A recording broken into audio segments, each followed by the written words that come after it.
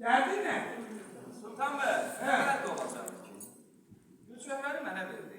Asiyalı Süleyman'a. Halamı özün alırsın. Allah hoşuma versin, kalan benim. Kendini de ver buna da. Yaxşı bir şey. Hadi.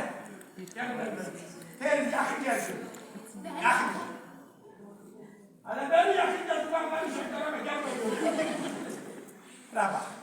Ne görüyorum? Sen bu oğlana gidersen ha? Ele gedər, hə?